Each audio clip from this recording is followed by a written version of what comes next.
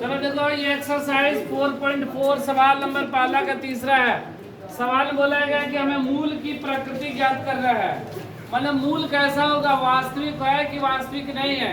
अगर वास्तविक है तो मूल वास्तविक समान है कि वास्तविक असमान है, तो यह हमें ज्ञात करना है। और तो पहले हम लोग जांच करेंगे कि यह मूल वास्तविक है कि नहीं।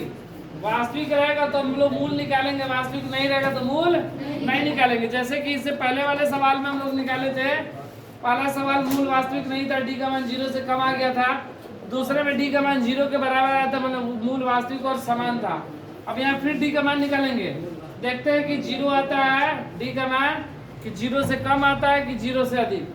अगर 0 से अधिक या 0 के बराबर आया तो मूल वास्तविक होगा। अगर डी का मान 0 से कम आया तो मूल वास्तविक नहीं होगा। तो ए बराबर मेरा कितना है 2, बी बराबर -6, सी बराबर 3।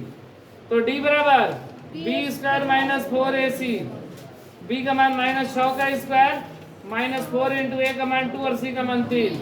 6 का स्क्वायर कितना होगा 36, -4 दूनी 8 3 का 36 में से 24 गया 12।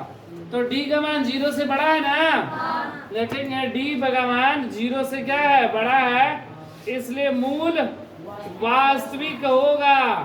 और वास्तविक तथा क्या होगा, असमान, असमान। मूल वास्तविक तथा असमान होगा। तो हम लोग क्या निकालेंगे, मूल निकालेंगे, एक्स का मान। ठीक है, तो हम लोग चाहे तो इसको हम लोग मतलब गुणनखंड विधि या पूर्ण वर्ग विधि या द्विघात सूत्र विधि, जैसे इच्छा हो वैसे निकाल सकते हैं। वैसे हम लोग इसको द्विघात सूत्र से निकाल रहे हैं। ठीक है, a बराबर 2, b बराबर -6, c बराबर 3। तो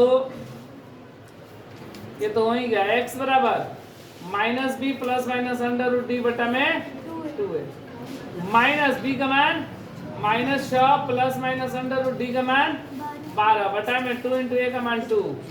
ये 6 हो गया, minus into minus plus 6 plus minus 12 को क्या लिख सकते हैं, 2 दूना 4 चढ़ती आई बटा में 2 दूना 6 प्लस माइनस 2 को 2 के बदले 1 2 बाहर निकल गया, क्या बाहर बचा अंदर √3 है बटा में 4। इन दोनों में से 2 कॉमन हो गया ऊपर, क्या बचा 2 तिहाई 6 प्लस माइनस √3 है बटा में 4, कट गया 2 बार में।